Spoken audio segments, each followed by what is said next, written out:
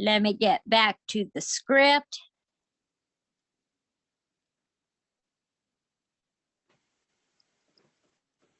Holy cow. Welcome, everyone.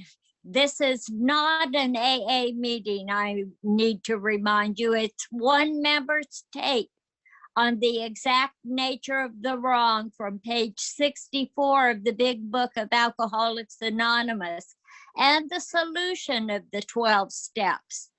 This is being recorded as well as being streamed live on Facebook.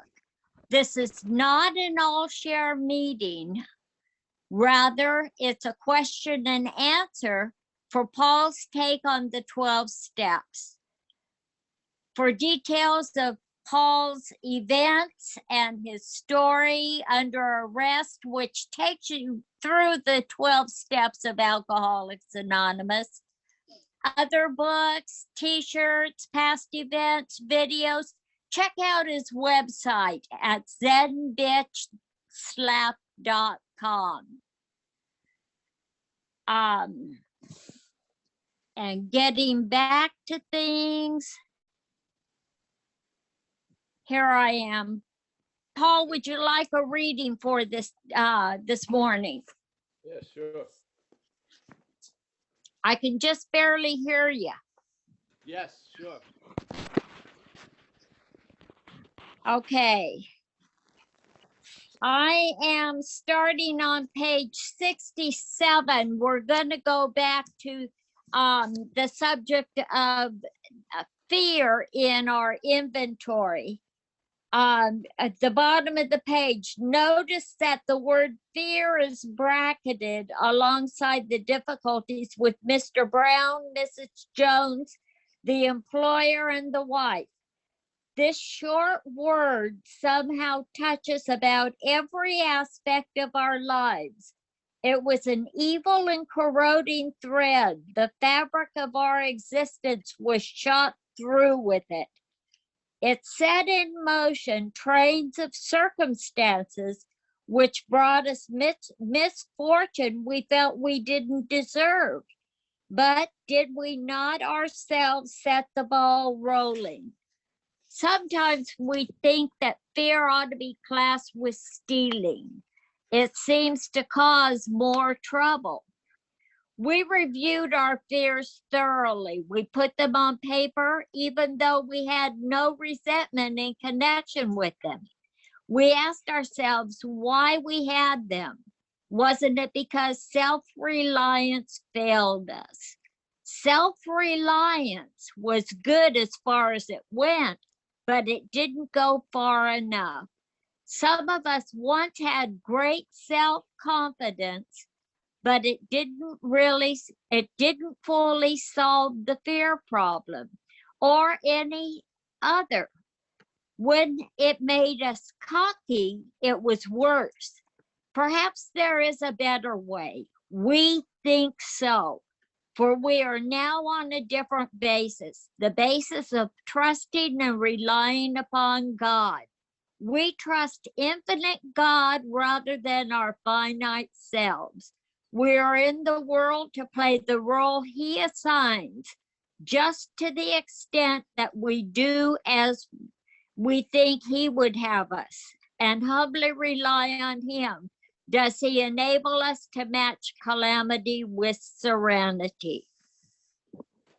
How's that to get us started? Good, Mickey. Very good. Yeah. Well, Didn't come from me.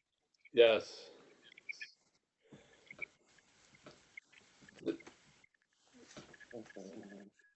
I like the idea of the corroding thread through the fabric of our existence. So if the corroding thread had the same color, let's say in a sweater, if there was one thread, but it had the same color of all the other threads, it would be very difficult to recognize the thread. Yeah. But in this way, the fear, it's almost as if most of our behavior is soaked with it. or how we look at things, coming from that state of afraid of not getting what we want and losing what we have. This then it doesn't become like an experience, it becomes an underlying current. That irritability, restlessness, and discontent has a large aspect of anxiety in there. So uh, we reviewed our fears thoroughly, and there's another part of the book where it says we're going to take a radical angle and look at the inventory. Well, on page 64, Bill W. gives us a way to look at the inventory, and that is to look at the manifestations of self in our lives, and fear would be one of the manifestations of self. And then in this reading on page 68, he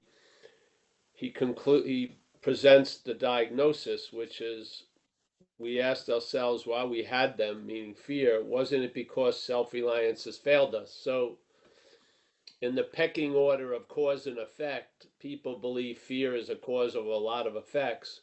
But in that pecking order, fear is an effect of the cause of self-reliance. So again, if you really want real relief, you have to get to the exact nature of the wrong, almost like getting to the first knot instead of becoming masters of how to undo the fourth and fifth knots because they'll keep knotting back up. But if you get to the first knot, it may bring relief to all the other knots. So this first knot is there's been a huge faith in self called self-reliance. And this faith in self has brought us into a condition of living in anxiety, or what you want to call fear. I don't like the word fear because I think it's a misnomer. I think mostly what we're being moved by is mental anxiety that mimics, or its effects are similar to fear, but in mental anxiety, there's no need for an apparent threat. It's like, as it says, fanciful or real. It makes shit up, yeah. And then there's a reaction to that shit made up based on the faith that it's probably going to happen, and then there's a reaction of anxiety. And I feel most of us live under a constant condition of mental anxiety. And then we want to get relief. And if it gets too much, uh, that which is the root of the mental anxiety, the mental problem, which is alcoholism, it resides in the mind, will lead us to a fuck it moment, and we'll do something uh, that's going to lead us to being done to by something else, by alcoholism. And I think it's so important to try to see the difference between self's manifestations and ours, and not have a very sloppy uh, accumulation of things that are not of us. And I think the inventory process is the beginning of sifting it out.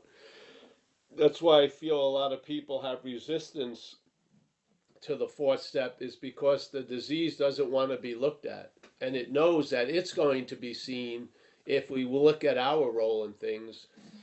We're going to see its role in things. Hopefully, with the right guidance, we'll see its role in things.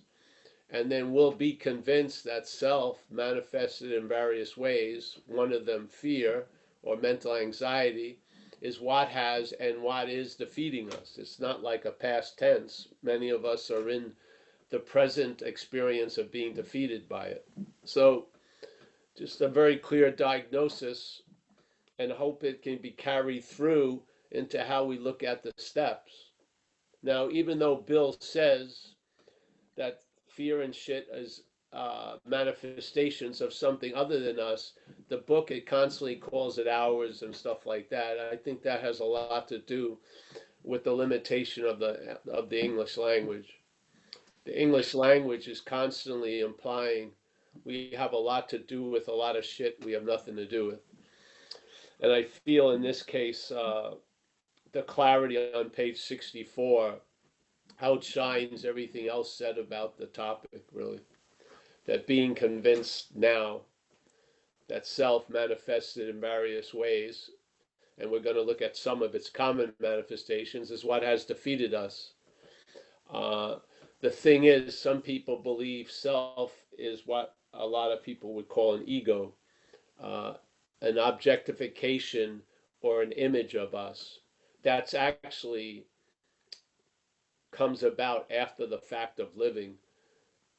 Uh, I have a feeling of self as something different. I have a feeling of self as when there's doing, it's the feeling of being the doer. When there's thinking, it's the feeling of being the thinker. When there's feeling, it's the feeling of being the feeler. Yeah, this sense of ownership. And in that sense of ownership, when something does through us, we'll call it ours. When something thinks through us, we'll call it our thoughts. So we don't have the ability to see the difference between one thought and an alcoholic thought until we do. And therefore, our sifter can't clear or can't uh, extract what's ours and what's of the higher power and what's of self.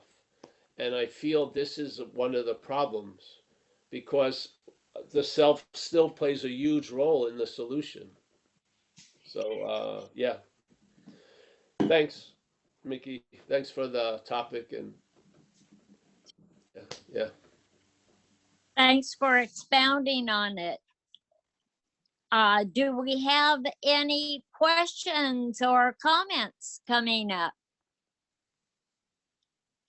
This is your chance to ask Paul. Also, Mickey, if they wanted to see the nuts and bolts of it, the inventory, you know, when we do the first manifestation, resentment, there's usually a reason why. So the column 2 has usually, it's clear why I hate Wendy, let's say, or I resent Wendy because she left me.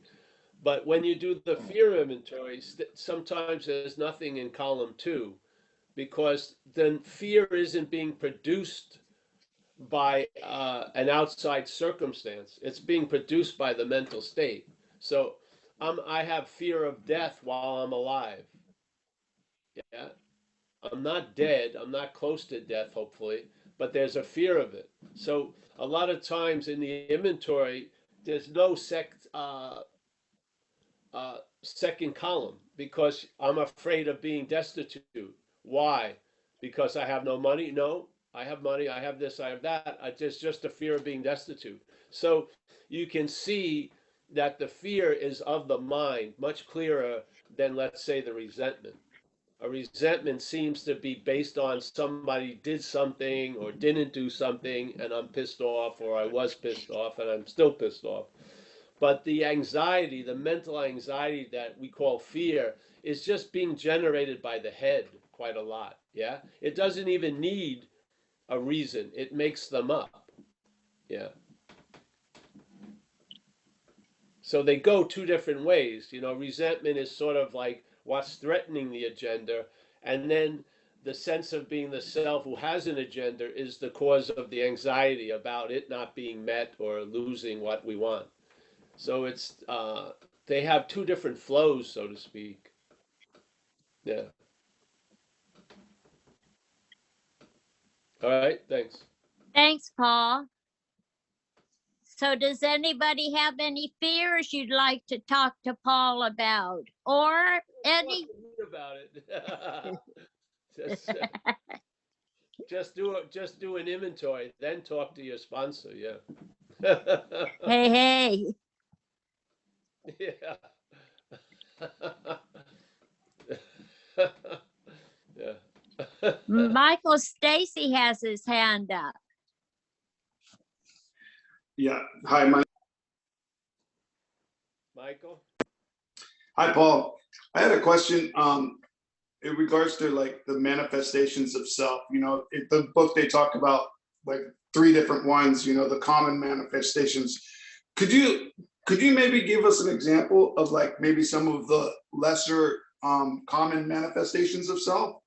Some of like maybe some of the more subtler hints of manifestations of self. Maybe like feeling remotely superior than others. obsession with self, sense of entitlement, terminal uniqueness, all those things. Yeah. The feeling of being terminal unique, sense of entitlement. I've got a lot coming. Like they should have had a parade in my hometown because I got sober. You know, these are all manifestations of self, different qualities of it. We're looking at the common ones because they're more obvious to be noticed. Yeah. In other words, if we're going to start uh, extracting some of the fabrics of our existence, let's start with some broad ones that are easily noticed, yes? Which are resentments, fears, and harms done to others in the pursuit of what we want, looking at our sexual relations. Yeah? Then that leads to seeing some of the finer threads of the fabric of the selfing. Yeah? Yes. Yeah. So start with the common, and then you'll see when you do a fifth step, stuff that you was going unnoticed gets illuminated, I felt.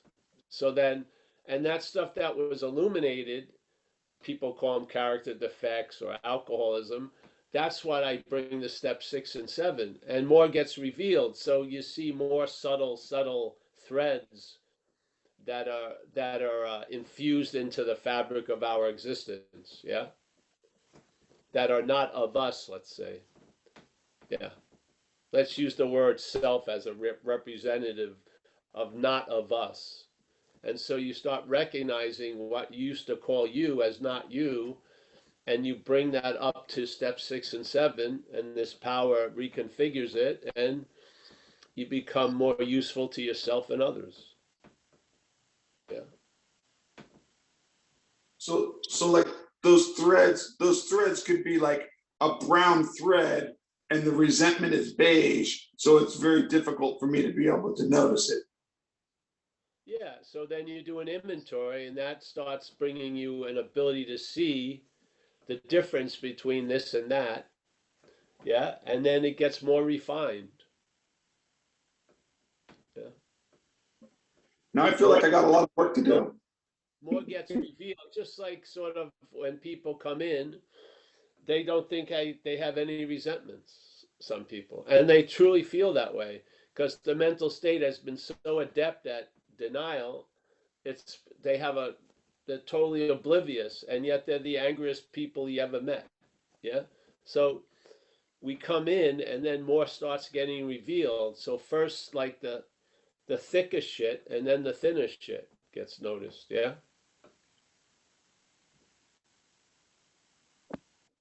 Like there's a huge difference to notice uh, that mental anxiety isn't fear really. It mimics fear, but it's not fear because fear is an emotion that is an appropriate response to a threat. Yes, in one's life. So maybe if you're lucky, you have maybe 8 big events when that adrenaline and everything kicks in. That's the emotion of fear. The mental anxiety mimics that, but it isn't of that. It's of the mental state. Yeah. It's not an emotion, and it's manufactured. And so we live in a state of anxiety that's talk about a corroding thread. The corrodingness of it is just like that. If you put acid on a surface, that acid is going to corrode it over time. Yes. So we're under a corrosion of mental anxiety because fear, again, we're not in a war zone anymore. We're not in a fight or flight every second. A lot of us, but we're under a blanket of mental anxiety. It's a very corroding thread, so to speak. I don't think fear is a corroding thread. I think mental anxiety is. And I think they're distinctly different, and it's nice to be clear about it. Yeah. Yeah.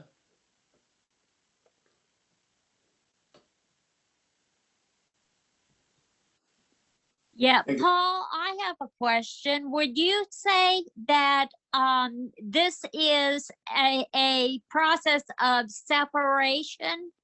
A separation of me from me, of separation of me from you, of separation from me from source.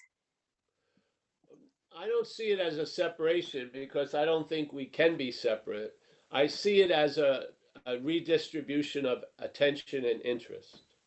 Yeah. So we lose interest in self, and then there's a whole lot of gaining in others and things. Yeah. So, but the way there's a gaining of interest in others is based on a loss of interest in self. So I find it's a loss of interest. Yeah. Got it. Yeah, instead of being interested in you, you're interested, sort of as you, let's say. Yeah. So Yeah.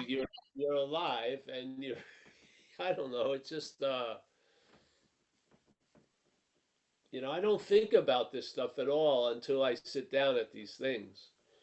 And that's part of the solution for me. I've lost interest in a lot of stuff and I'm here, yeah? And the here I'm in, the outside circumstances and situations, the appropriate response is to be chilled out because I'm okay. Yeah. Yes, I'm Just okay. being. Not, it's the appropriate response isn't a call to arms. The appropriate response is at ease. Yeah. That's the appropriate response to today. Now, maybe tomorrow there'll be another appropriate response. But this is what today is, or right now. And it's nice to be able to respond appropriately to what's going on instead of constantly having an overriding narrative, which is just an interpretation that's fucking made up. And I have a constant reaction to that overrides the appropriate response to living. It's insane to me. Yeah, it's like a slavery. So I mean, which is worse, not having a really chilled out life or not having the ability to enjoy it? Yeah, fuck. There's a real robbery there. So, things are all right. I have enough of stuff right this moment. Am I reflecting that or am I reflecting, you know, am I like Narcissus looking at that pool of mental anxiety and just reacting to that all day? I'm not in the latter. I'm in the former. Yeah. And not I didn't arrive here. I was brought here. Like it says in the book, you will be placed in a position of neutrality. That's not you setting out on a fucking journey to neutrality. You just do what you've done in this program and you find yourself placed in a position of neutrality. I find myself being able to respond to what is happening, where in the past I didn't. I reacted to what was happening from what wasn't happening. Yes? In other words, I was displaced from where I can't be anywhere else. I was displaced from here by this mental here. That to me is slavery. And that's the freedom. The freedom is from the bondage of self. And that's slavery. Bondage is like represents slavery to me. So I'm freed from the slavery of self. How does that look? There's been a loss of interest in self. Yeah? Did the self lose interest in self? No. That would be interest in self. There's been a loss of interest in self. And there's been a gaining of interest. And I don't know what you'll gain interest in your life. Yeah? But I do know what you'll lose interest in, and that is self. Yeah. Yeah.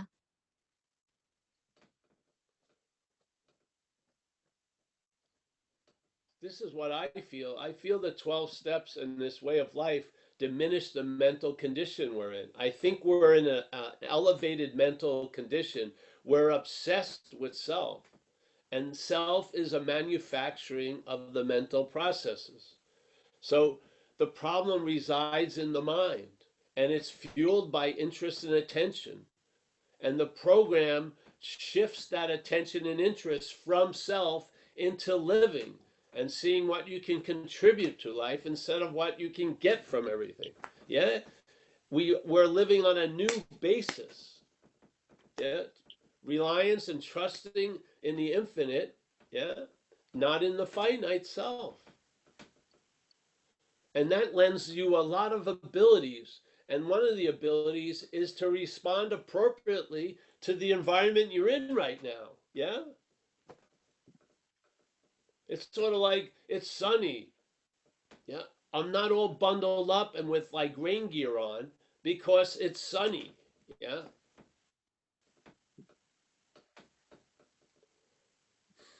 If you listen Yes, to the head, it's like a crazy weatherman or a weatherwoman. It's constantly forecasting shit that never even comes to pass. Yeah. right. So it's not fear, it's mental anxiety. It's an activity that's fueled by faith and attention and interest. Yeah. It's fueled by it. They're the mental anxiety is based on our condition. We're not based on its condition. Yeah. If we're up the ass of self, we're in an extreme level of mental anxiety.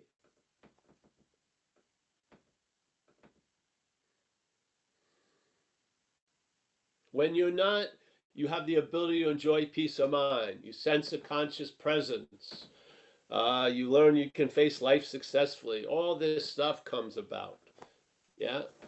But one of the requirements is, and it says it very clearly in the third step, yeah, losing interest in self and then gaining interest in others. That's basically the movement of recovery to me. It's based on losing interest in self. And there's been enough understanding now in our community that there's an activity going on where there'll be self trying to lose interest in self, which is a huge amount of interest in self. So they put out that disclaimer: self can't get out of self. So I can't set out on a course of losing interest in me. That would be a lot of interest in me. Yes. So how do I do it? I do the program of recovery.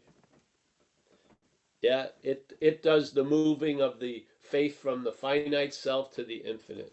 Yeah. And then I witness and I observe and I reflect on what that something is doing for me, what I couldn't do for myself. Yeah. There you go.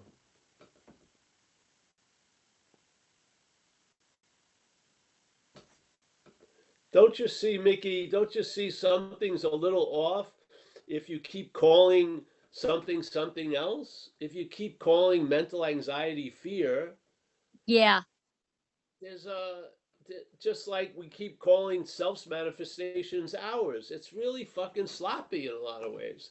So we keep promoting that we're in fear, but we're not in fear. We're in mental anxiety that mimics the effects of fear, but it's not of fear because there's no apparent threat. We're not under fire right now. Yeah?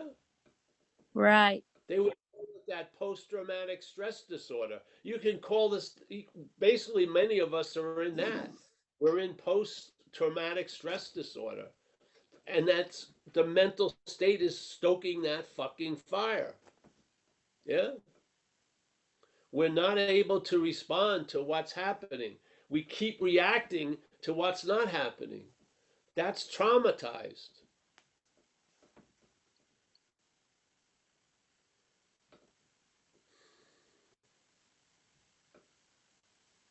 It's a disorder. Yeah, it's imbalanced. Yeah, we're not seeing things clearly. Look at how we just speak. I think just even how we speak about alcoholism. I have alcoholism. My feeling is alcoholism had me, and right now alcoholism doesn't have me. Yeah, that's how I feel. Yet the language puts it as I have something that overwhelmed me, that overpowers me. That's not a very empowering condition. Yeah, I believe Right. something had me. I don't have it. Do you feel there may be a time after 30 years of holding a resentment that you're having the resentment. Yes, it's reached that level that it's you having the resentment. But in a way, in the beginning, it's like a resentment has you, yes? Right. But I mean, after 30 years, you've been milking it and, feeding it. Now, yeah, you could be seen as the one who has the resentment. Maybe that would open a door for relief. Yeah. Yes. Yeah. But I feel most of the time when we're in the throes of alcoholism, we're in a disempowered condition.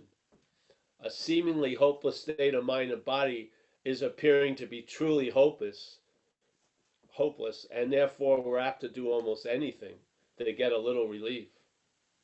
Yeah. Even take the same poison to get relief from the poison. Yeah.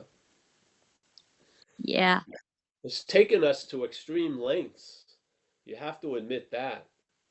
And for it to be able to go that far with us, uh, there's got to be some dynamic in place that's sort of neutralizing the host so the parasite can just run freely through it. Yeah. Yes. I and I feel it's the act of being identified as the parasite, truly. Yeah. I can't. It doesn't make any sense any other way. I mean, what person would live such a sordid, fucking terrible existence if there was any real choice in the matter? Yeah, you would think that you would choose perhaps maybe a little better way. Yeah, Right. obviously, we end up in a condition uh, that we were overwhelmed by. And we try to get relief, which just furthered the power of the condition to dominate us. So we got fucking, you know, addicted to temporary relief, which fuels the long lasting problem. So it's fucking crazy, yeah? And we'll do almost anything for that temporary relief that will reinforce the long lastingness of the problem. That's a bad deal to be under, don't you think? Yeah. I've got to admit, I've got to, put up the white flag and just say, hey, I'm outmatched. I can't pull it off. When I'm managing my own life, it leads me to having to be managed by others. It's just, I'm gone. And I need some good orderly direction, and I'm stubbornly resisting that. But there's been a moment of clarity where I've been broken. I know I'm fucked, and life took off, and I've been sober ever since. There was no part that of me that wanted to go that direction. I was just pushed there. I was. Maybe I complied down the road, but I wasn't cheerleading for me to going to recovery. I was pushed into it by something greater than me. So my whole program depends on that higher power, that idea that there's an unsuspected inner resource in all of us that can be accessed. Yeah. If we just do Exactly. if we do a few simple things and allow them to become habits and we stay sober, yeah, then all these remarkable things can follow. It's true for all of us. I just feel like there could be more clarity about what's going on and about how to discern which fabric is which in the fabric of our existence. Yeah, because some of the material in that fabric is foreign. It's not of us, really. Yeah.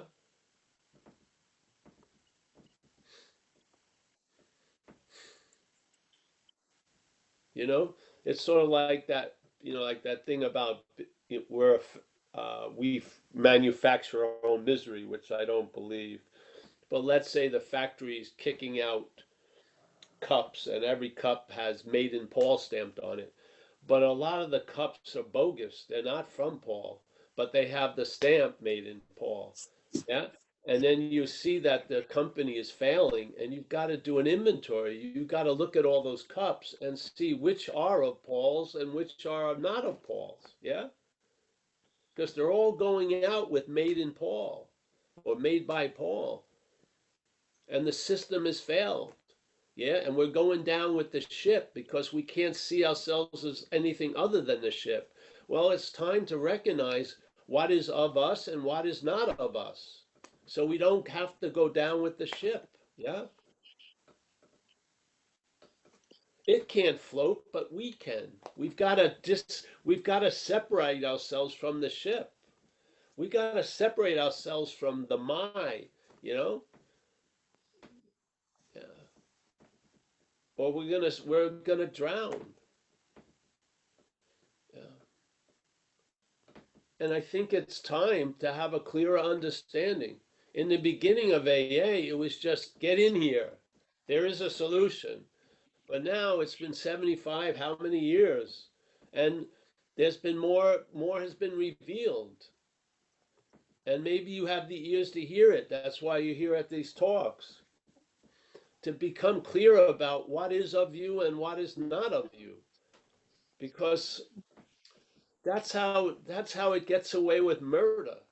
It casts us as the murderer. Yeah.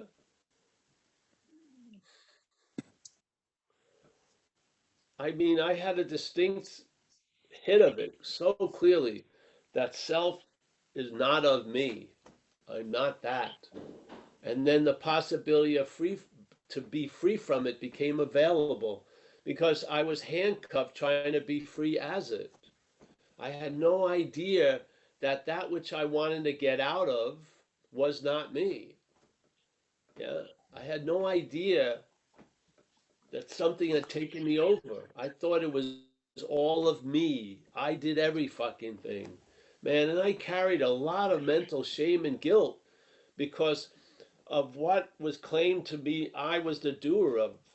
And that was unbearable to live with, and it drove me to drink even more and to shoot up even more. It was that loop never led out of the system. It just circled back in, on and on, like they talk about the spree and then the guilt and remorse, and it goes on and on and on. There's no out there. There's no exit there. Yeah. So perhaps there is a better way. Perhaps there's a clearer way where we can see what we're not from what we are. Yeah. And then take that which we're not and have it reconfigured through the power of the higher power, through the formality of step 6 and 7. Just bring it and let it use the clay and let it reform it and put it to better use than the head does. Yeah. I mean, I've been thrown by that potter. Yeah. I've been used by that potter for 33 years. And I'm just fucking mind blown about the results it got out of what I called nothing. I felt I was fucking useless and hopeless. And this power saw something in me that I never did, and it's brought it out in me through this program. I mean, I'm on my knees basically figuratively all day honoring that because and I have enough contact with people who are in the throes of alcoholism to have a deep appreciation of what I've been relieved from, a deep appreciation of it. So, yeah. I just hope that if this helps you, that's all. If it helps you see clearer and allows you to travel lighter, then we've been a complete success then. Yeah.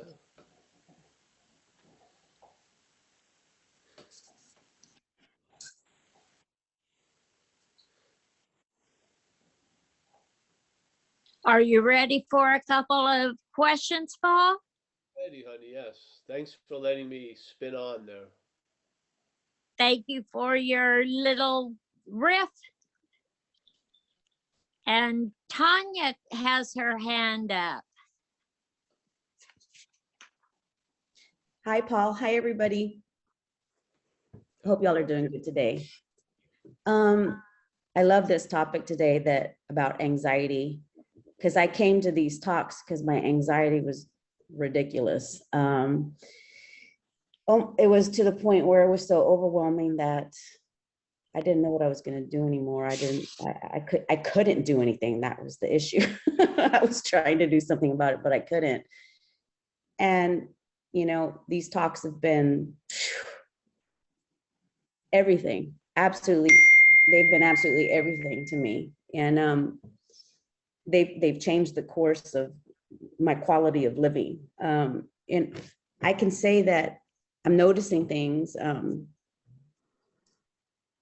You know, I'm on a like, I'm not on a daily basis of going to the 6th and 7th anymore, but I would say, you know, I probably do it at least once or twice a week now because I've been coming to these talks a lot. But what I'm noticing is that things that used to sweep me away into my head are no longer doing that. Like my mind, and I'm not doing it. I'm not doing it.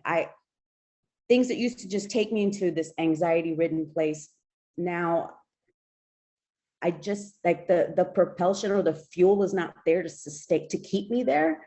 And my mind just goes like, not my mind, but I go to another place, and I'm noticing that things I didn't notice, I'm noticing now, like what people are really talking about. And like, my interest is about others, like what you were talking about, like, and it's hard to know, like, is this working? But what it is that you're no longer interested in what's going, all this shit that's going on up here. It's like you're actually interested in what's around you and what people are talking about, or like what a kid says, and it's something cute, and it's like profound, and you're like, wow, that was so cool. Like you want to keep asking that kid more questions. It's like this like love for what people are talking about and what they're thinking and what they're feeling and what they have to express to you, and art and whatever. I'm not saying I don't I don't worry at all, but it just, my quality of living, I'm at that point where my mind will come in and go, oh wow, like you never were able to stay that interested in this before. And then I just know that's a thought, and I could see it come up, and I wake up in the morning and I can see as my thoughts come up, and I don't have any control of my thoughts coming through my head or whatever, but I just know that it's hard to know, like, is it working? Because you're not thinking anymore. You're kind of just living, right? So how would you know? Like your mind tries to come in and say something, but your quality of life is just starts improving. I'm not doing it. It's this group, it's this energy. It's the prayers, me surrendering, you know, I don't know what brought me here. The more I move along, the less I know, but I know whatever the hell I'm doing is working. So I'm going to keep showing up. So so I guess my question to you, I guess you kind of went over everything, but is that the way you know what's working, right? Is that you're interested in things that couldn't sustain your attention before. And it's little things. It's like life. And it's like you're freaking living. And it's like, I used to live in my head. And my head would cause, here's my dog protecting us. I used to live in my head, and that used to take me into fear. But you're right. Anxiety in my head was not fear. That was it just going crazy. So so I guess the way you know that it's working is that you're living. Because how else would you know that it's working? Because you're not going to have a thought tell you that, because that's just more thought, right? Yeah. Okay. Yeah. Anyway, I want to thank everybody for my new life. It's always nice to hear from you, Tanya. Yeah. Thank you, Paul. Yeah. There's no reason why it can always be this way. Not always, but it's available. You can travel lighter through all the twists and turns that are going to be ahead. Yeah.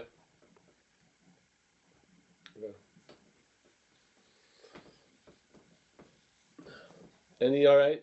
Mickey, anyone?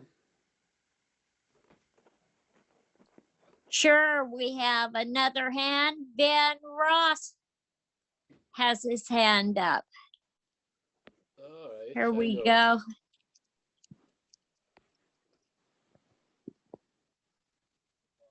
Ben, Ben, you're unmuted.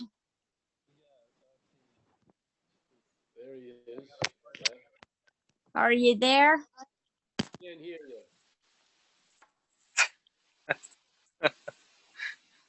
Sorry about that. I had to plug my headphones in. Can you hear me now? Yep. Okay.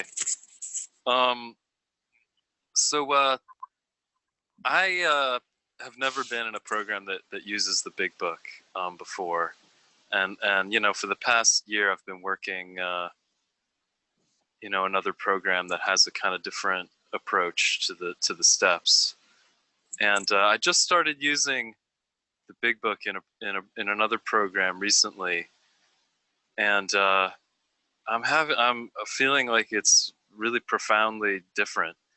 Uh, the loss of interest in self and the gaining of interest in others, the diminishment of the mental condition, the clarity of like service being like everything being like just being this, like just getting out of the way of that, you know, uh, is really different for me. And I guess, you know, my question is, what do you think about, you know, using programs that use other approaches to the steps? Do you think like there's also an effectiveness in that, or to you is the program really, you know, as it's outlined in the Big Book, and kind of best, you know, sticking with that is sort of the best approach? Well, then again, Ben, it can be because of what's before. Yeah. That which is before is going to give meaning to that which comes after. So if it's working for you, it's working for you. Yet a lot of things that work have an expiration date, and then maybe a move somewhere else. Yeah. Yeah. But again, I don't see any rote answer. You can give a broad answer of things, but yeah, I don't know. Every person is a unique little trajectory, so to speak. Yeah. Yeah. So what's working with you uh, is what's working. Yeah. So there you go. Yeah, I guess, you know, I'm just torn. I feel like Well, as a basis, I would say the basis is rooted in the 12 steps. So that could be the basis. And then you have things that may help you along the way to illuminate certain facets. But yeah, then usually when you go back to the Big Book, you'll see the value of it. Yeah, more and yeah, more. right. It's really incredible.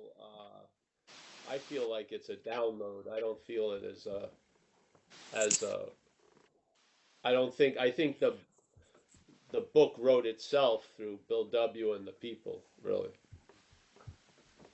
Yeah. So, yeah, but what's working? Hey, it seems like something's working for you with you, so go ahead. Yeah, yeah, I actually kind of feel like the program where I'm not using the Big Book, I'm not really noticing that much that's working. So there's something, Well, there you go. You just wrestling with that. answered your own question. Yeah, yeah, okay, Yeah. cool. Usually there's a condition of uh, what is it we know that we don't want to know. So there's usually we know in our gut. It just takes a little minute or two to get there. Yeah, Yeah. yeah, Yeah. cool. When let's say you're aligned with something that's not working, and then there's something that is working, then you'll see the mental investment in what's not working, that there's another agenda getting met by something not working. Yeah. And Huh. so everything is revelatory. You just get to see a lot.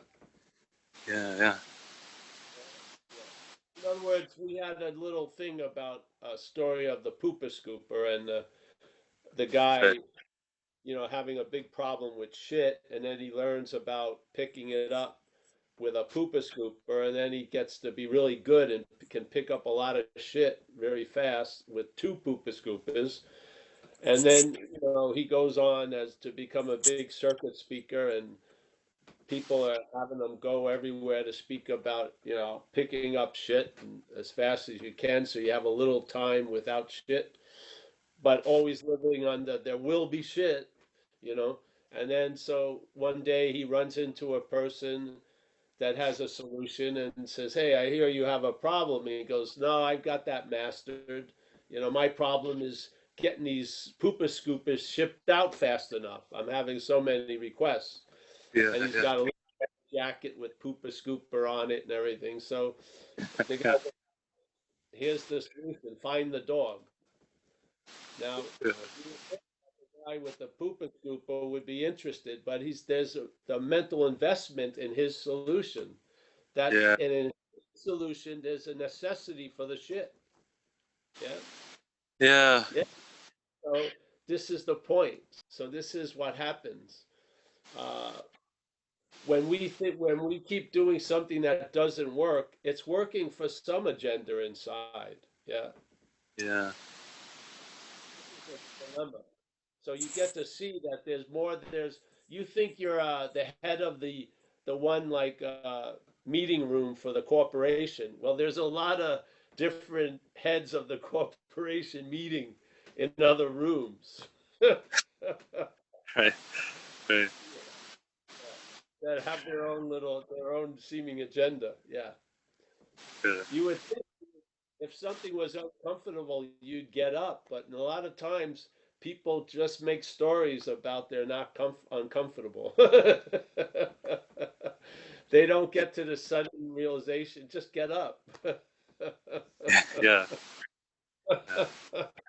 yeah, I bought this chair. You know what I mean?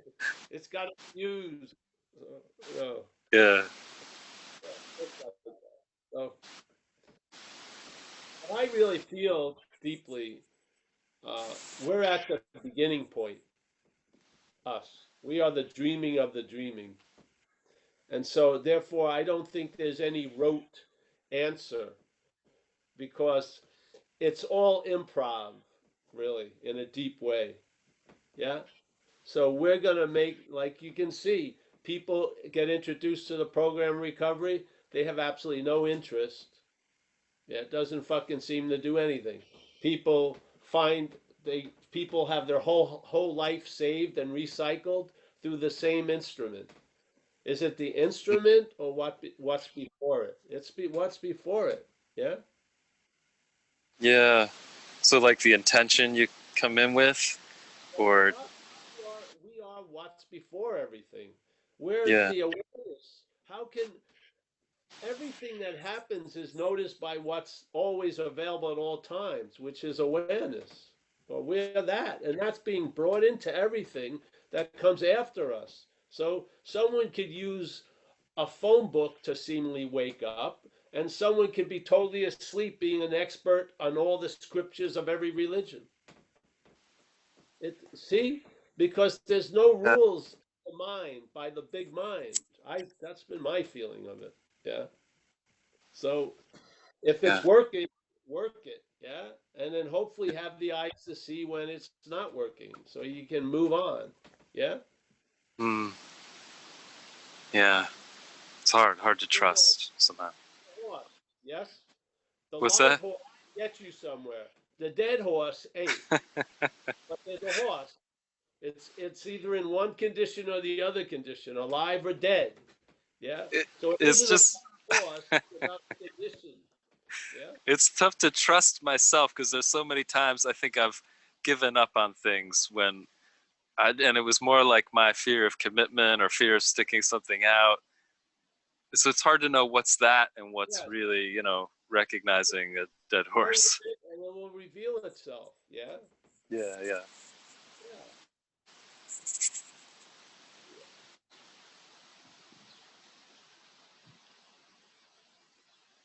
You seem good, bro. So there you go. So whatever's happening is working. So All right.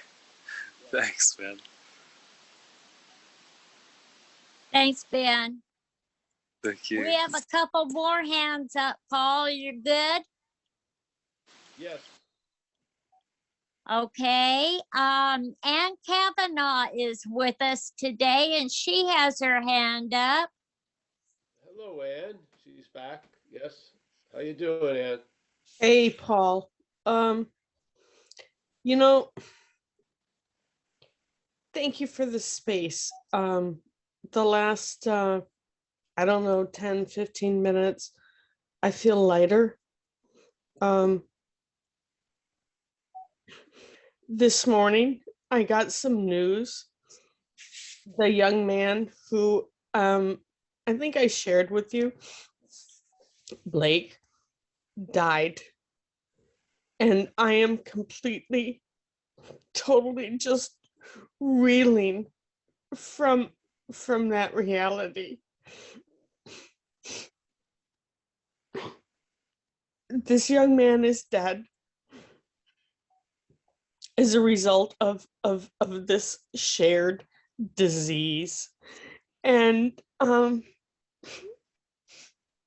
don't know what I want to ask you, Paul. You don't I have to just ask anything. I just want some kind of relief, Paul. Please. Well, I'm sharing about relief. I'm not the bringer of it. Yeah, you are. That's You are the messenger, man. I love you so much. well, you have to find that message right where it is, where you are. Yeah. And ask Yeah. that power that's affected your life to help you move through this. Yeah, I see that in your eyes right now. Thank you for that love. Thank you for that hope. Thank you. Yeah, it goes this way, hon, a lot of times with folks. See, a lot of folks, we can ask for help, but we're not able to receive it at the moment, and Yeah. therefore things take their course. Mm-hmm. Mm-hmm. Mm-hmm. Yeah. Receiving. Well, yeah, Receiving. Thank you. yeah, and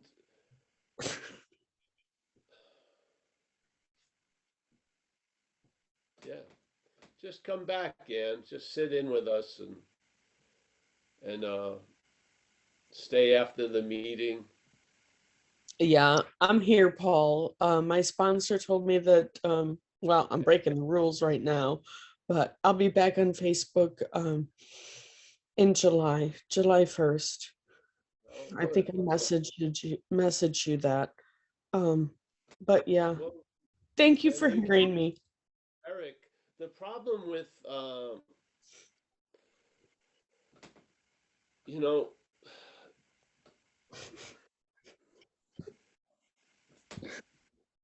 there's the hearing of the message that plays a very important role. And if people are are busily obsessing over another message, it it yeah, it's just the way it goes. Some people, that old thing about bringing the horse to water, you can't make them drink. Yes, so Mhm. sometimes to bring a stubborn horse to water who doesn't want to drink will cause them not to go back to water again. So you've got to be careful uh, when it's your agenda for them to be sober. It may not be the agenda they're in. Yeah, Yep, got it. and sometimes life's the greatest teacher, and sometimes people lose their lives. But, my sister and brother killed themselves. My sister killed herself with pills. Weeks before that, they tried to do an intervention in New York State. The person has to agree to go into a program. She didn't agree and died a week or two later. So this happens. Yeah, this is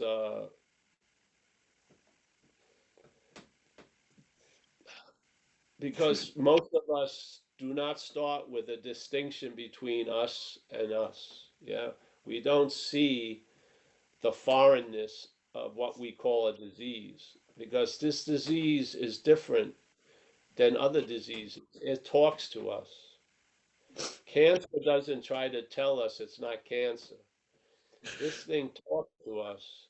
It it it it attaches itself to that which we rely on most, this little narrative in the head.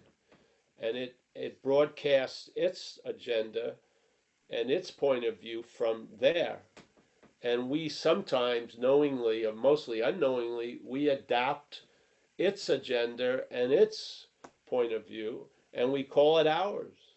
And it leads us to a point when its view becomes unbearable and there's no distinction between its view and our view. The view has to be put out. Yeah, this is what happens. Yes, happens more often than not, really. So, yeah. And in this case, the most resistance to the solution is from the patient. The patient has the most resistance to the solution. I mean, it's not like it's like a cold, not wanting to buy cold medicine. That's what a cold would do. For it to live, it's not good to get cold medicine. Well, the parasite doesn't want relief. It wants its own style of relief, which furthers its and reinforces the problem. There you go. And in a large view, in this world of people, we're at the losing end, you know. Most people don't get relief. Yeah. So, yeah. But we do. We have relief and we should fucking honor it. Yeah. And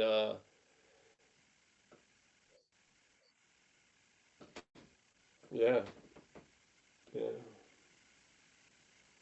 I've learned a lot in AA.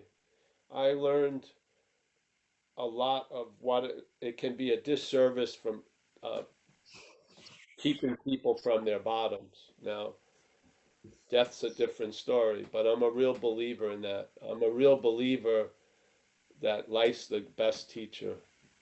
And if someone's not interested, I'll talk to someone who's more interested. Yeah. It's just the way. Yeah. Yeah. So, all right. Thank you. Thank you, Paul. Thank you. Lighter. Jails, institutions, and death, huh, Paul? Yes. Yes. Well, Love, guess love won't do it in a lot of ways. Love from the parent, love from the significant other. This thing can override all that. Yeah. This thing is so dependent on a willingness, even if it's just a little germ of one, but a little willingness goes a long, long way. Uh, and yeah, yeah. I arrived at the willingness. I don't know. I was struck sober, tell you the truth. Something intervened and took my life in a new other direction. I wasn't turning this way. I wasn't. I'd given up all hope. I was basically just trying to avoid, which made me more in all the problems that I was facing, and just trying to stay obliterated until I went to another institution, jail or death. Yeah, just that simple. So, and the weird thing is, the people who tried to save me when I didn't want to be saved, I had no respect for, to tell you the truth. I needed a big boot up my ass, really. That's what I needed. So, yeah, life provided that big boot. Yeah.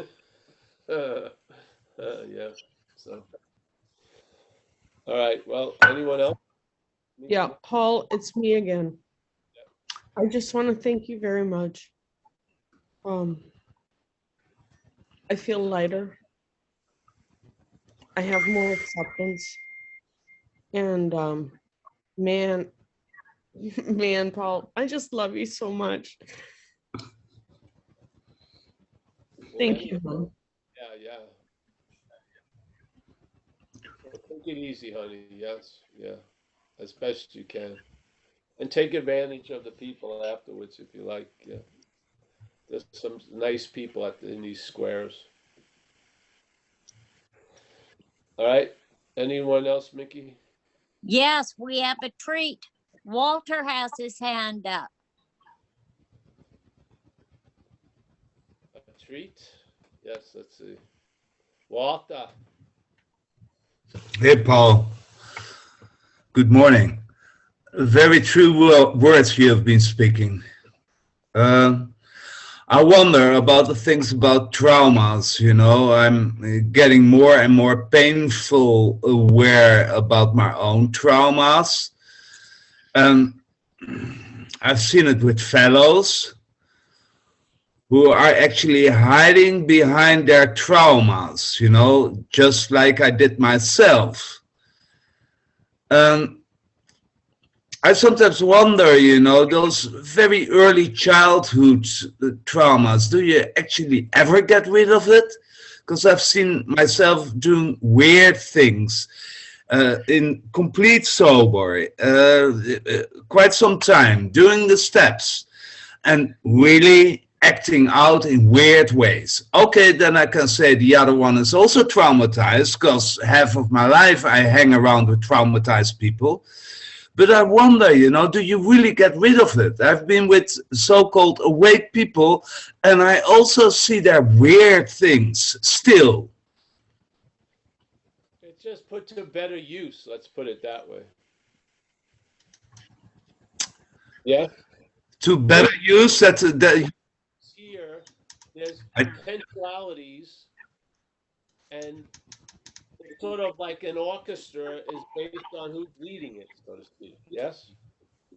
So, in our view of a life of recovery, we turn over the traumas or whatever to that power and let it do what it wants with them.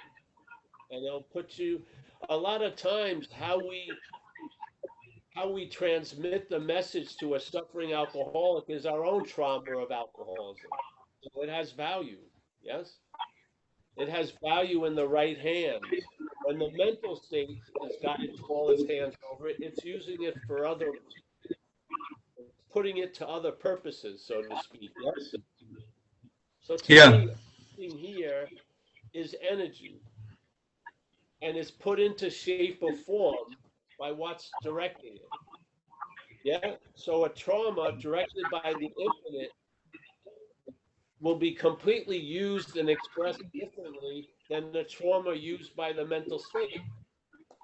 Yeah. yeah. Rid of the trauma, but that trauma can be used or turned over to the care of something other than the head. Yes. That's Yeah, very this, important. Yeah. That's the spirit of recovery. The spirit of recovery is, we've tried to live without, like, we try to see in the room as if there's no elephant. It doesn't fucking work.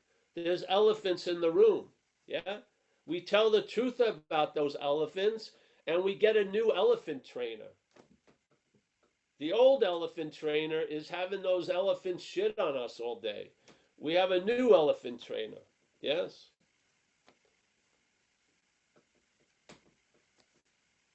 Trauma is, everything is energy to me. Energy. Some energy has been imprinted, and so the form of that energy stuck. It stays. Yeah, it's sort of like an ink tattoo almost instead of a henna tattoo. Other energy is moving and it takes a shape but shifts. Yes, and those old traumas are like frozen energy, so to speak. Yeah, almost like water that's turned into an iceberg. Yeah. All right. There's the iceberg. So we try to live around it. We try to fit ourselves around it and stuff like that.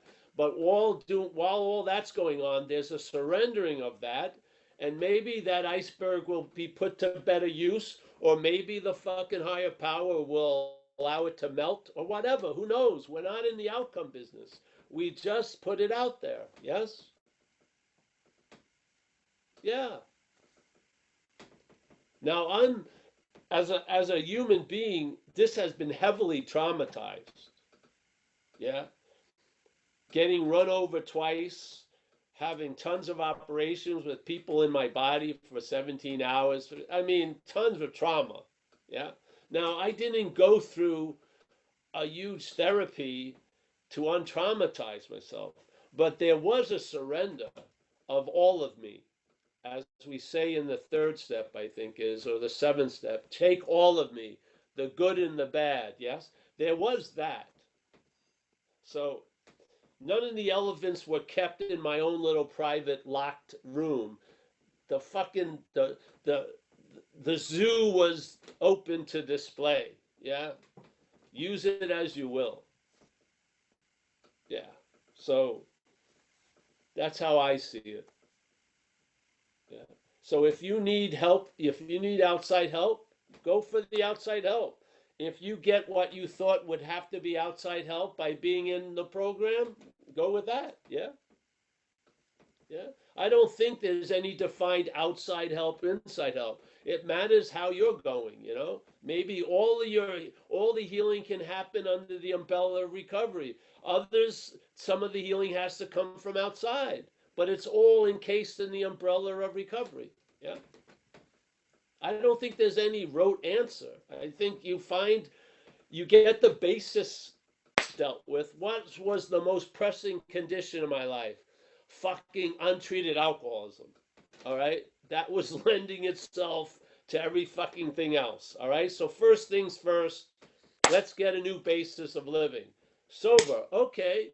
Now swing open the doors and see what needs to be reconfigured, what needs to be moved, what's useful to stay, and fucking, trust the process. Yeah. So I can't say everything for you is available in recovery program. I don't know what it's like. For me, it has been. Yeah. In most cases. So, but a lot of, in one hand, trauma will keep you traumatized. In another hand, trauma will be a huge energy resource. It's this, yes, it's based on what hand it's given to. What's fucking directing us? Yeah, yeah. I'm clear about that. Yeah. So again, the mental state can get an identification from the trauma. It has no interest in losing that. Yeah. So it may go through the act of losing the trauma, but then that will be a huge story. I'm in a consistent act of losing the trauma, so the trauma is still running the show. Yes? On and on and on. Or you can get some relief that you needed, which produces more relief. And sometimes the relief isn't produced by any means. It starts happening in and of itself. Yeah? The knots untie without bringing in a knot master. They just start untying by living this way of life. Yeah.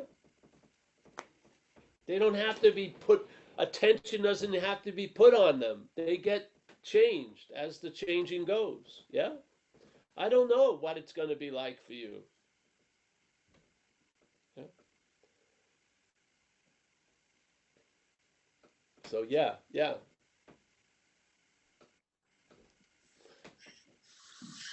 I mean, every time I take long flights, you get tired, right? 14 hours over to Australia, 17 hours.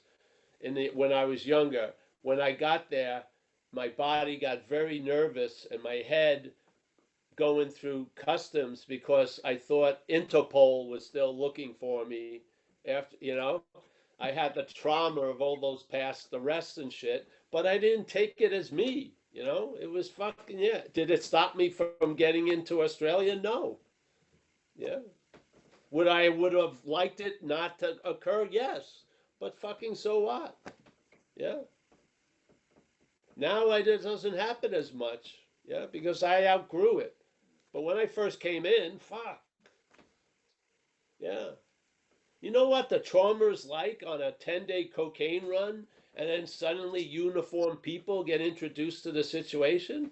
It's a fucking super bummer. It's like your rubber band has been stretched for 10 days and then suddenly it snaps and you're in jail. Fuck. It was like a quick turnaround. It sucked. You know, these things, all energy. Yeah. So again, in the way of seeing it from recovery is perhaps there's a better way, trusting the infinite. You have a new employer. Yeah. Give it your old trauma. Yeah. Yeah. See what it will do with it. I think it's going to put it to great use. Like people who see me know I've been fucked, you know? You know what I mean? They look at me, they go, no, this guy's been run over by cars. This shit's happened with this dude. That goes a long way to communicate something, yes? Remember, it isn't about us. It's about us being of maximum use. There's a bigger play going on. It's not the drama of Paul, Act 33. We're in a bigger play, don't you feel? Yeah. Something is using us. It may not fit what we think our role should be, but fuck it. Yeah. Yeah. So, always good to see you, Walter.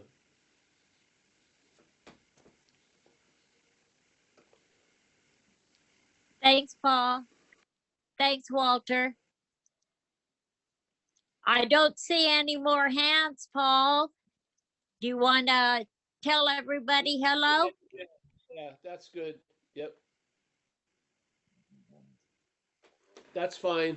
We can say goodbye, eh?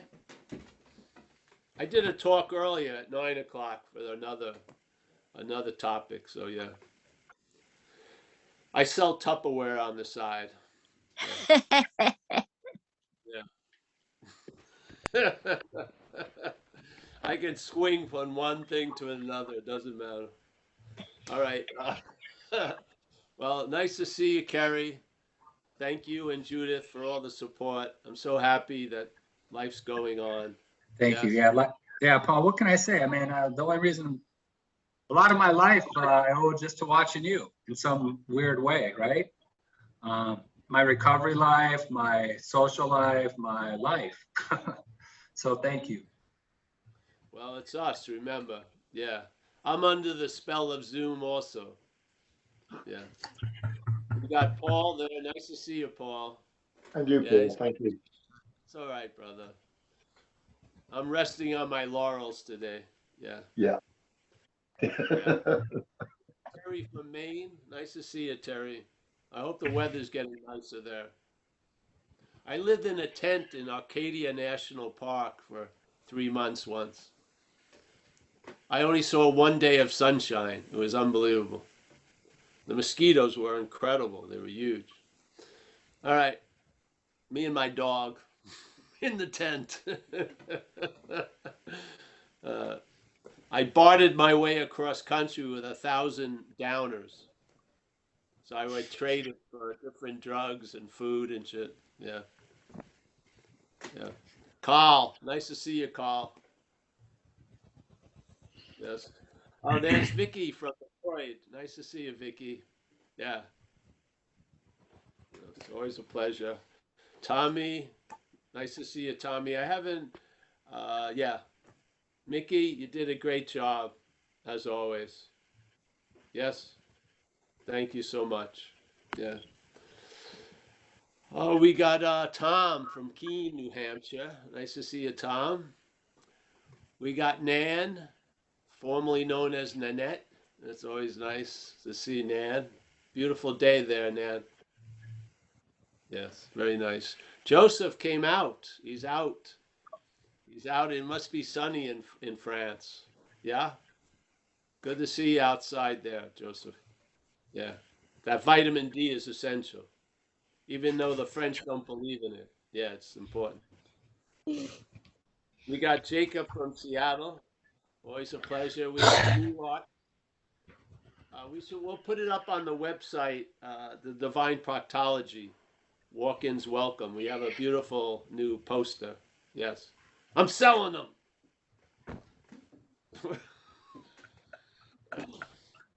Alex, always pleasure to see Alex. There she is. Yeah, Hudson Valley. Nice to see you, honey. Mike came in late, but he's never missed because he's always here. Doesn't matter. We got Jane, Ann. Nice to see your presence. Yeah, Paul, I thank you very much. I'm sitting here in a position of just total acceptance and traveling lighter. Please excuse me, but you know what? I'm going to make a commercial break right here. I have just sent Paul some digital gratitude. And if you are so moved, please go to zenbitchslap.com and click on the donate button. Paul loves his lifestyle. So please support the messenger so that the message can continue. Those are your words, honey. I love you so much. Thank you. Thanks, Ann. Thank you. Yes. So go donate. Go. Everyone's donating their time, which is very good. Yeah. All right. Yeah, money's better. Yeah. We have Nina. Nice to see you, honey. Nina has donated everything, so it's very nice. Thank you for all the support. Yes. We got Stefan on having never left. Yes, bro? Yeah. The mental realm is a minor realm, bro. Yeah. We're living amongst the largeness. Yes. The way you can get proportion is to see it from what you are. Yeah. If you're trying to look at it from what you're not, it looks huge and real. But if you see it from what you are, it's truly a minor plane. Thanks, Paul. We got Leah. Leah's starting to, it must be getting warmer there, Leah. Yeah. Well, your heavy-duty winter garb is being put away. That's good, honey. Nice to see you. I remember you from the first meeting I met you. Yeah, fantastic. Ruby Rose, our little emissary in Wichita, Kansas. Nice to see you, honey. We're outside, too. Got Michael Tracy. Nice, thank you, Michael, for the job. And Mickey. Madera is the new headquarters of Zen Bitch Slap. So, yeah. Madera, California. Kurt Zimmerman. All that we're lacking is an ocean. But that's not a big deal, eh? Kurt, nice to see you from Redondo Beach. I emphasize the beach. Yeah, that's good. Good to see you, brother. Tanya, doing well. Pleasure. Thanks for your shares. Yeah. Ben, always a pleasure. Nice to see you again. Yeah. There'll be a trust in what you are, and then what you're not will be taken, will be handled in it with acceptance. Yeah. We got Eugene. Eugene, he's from USA. That's good to know. Nice to see you, Eugene. Yeah. I think that was his name. No, that Eligio. Ah, that's it. Nice to see you. We got Carl from Savannah, Georgia. I'm happy to see him. He's given us the profile. We got Chris from Lexington, Kentucky. We got Jeffrey Lee. We're having a response. Oh, Adam from Toronto, Eamon, Jeffrey, Mike G, Chris. Thanks, everybody. Real pleasure to spend some time with you all. Nice day. Yeah. I think I need some physical hygiene to sort of clean myself up before the next Zoom. See you. Bye-bye. Thanks, Paul. Thanks, everybody.